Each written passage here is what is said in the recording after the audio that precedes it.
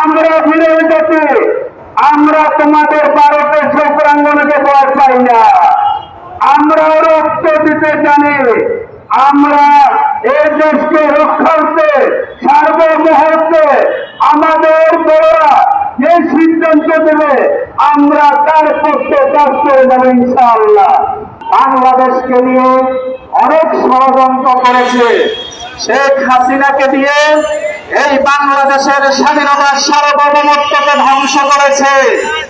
এই শেখ হাসিনাকে দিয়ে বাংলাদেশের মানচিত্রকে তারা ধ্বংস করেছে। আমি স্পষ্ট বলে দিতে চাই, ভারত সরকারকে যতই ষড়যন্ত্র তোমরা করো, এই দেশের মানুষ ষড়যন্ত্র কিভাবে রুখে দিতে হয় সেটি জানে।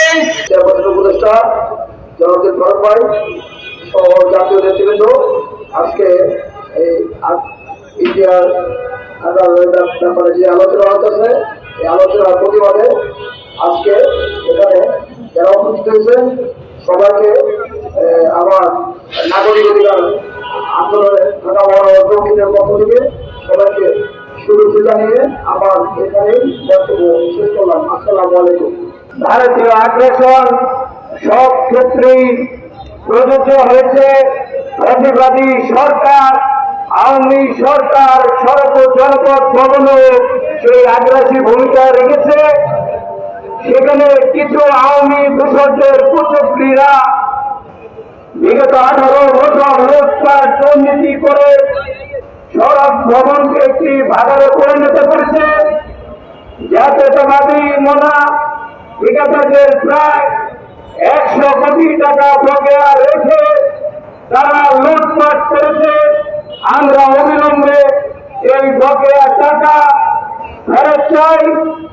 যারা দুর্নীতির মাধ্যমে সে টাকা করেছেন সেই সমস্ত প্রকৌশলী এবং ঠিকাদারদের অপসারণ করে বাংলাদেশের প্রচলিত আইনে তাদের গ্রেপ্তার করে আমরা বিচার চাই। আজকে ভারত আমাদের বিরুদ্ধে যে ষড়যন্ত্র চালায়, আজকে ভারত এই বাংলাদেশের 18 কোটি মানুষের জানমাল নিয়ে যেভাবে ষড়যন্ত্র করছে, আজকে আমরা প্রতিবাদ জানাই। বাংলাদেশ আজকে কি স্বাধীন দেশ? পাকিস্তানের বিরুদ্ধে আমরা যুদ্ধ করে দেশ স্বাধীন করেছি। প্রয়োজনে ভারতের জানা উচিত যে বাংলাদেশের জনসংখ্যা কম হলেও এরকম ভারতের সাথে যুদ্ধ করেও আমাদের দেশ স্বাধীন করে যাবে।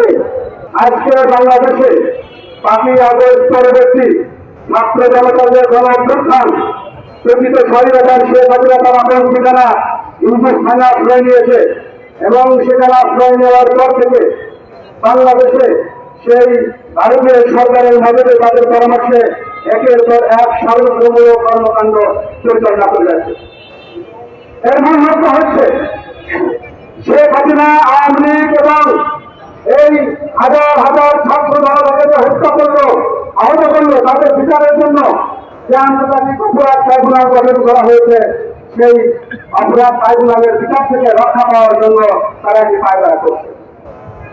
প্রতিদিন বেতন পত্রিকার টাকায় আওয়ামী লীগের মন্ত্রী, এমপি, দলীয় জেলা সংগঠনরা যেভাবে হাজার হাজার কোটি টাকা বাংলাদেশ থেকে পাচার করে নিয়েছে, এগুলোকে জনগণের দৃষ্টি আড়ালে রাখার জন্য তারা এক এক সময় সব ফালতু ইস্যু জনগণের সামনে উপস্থাপন করছে।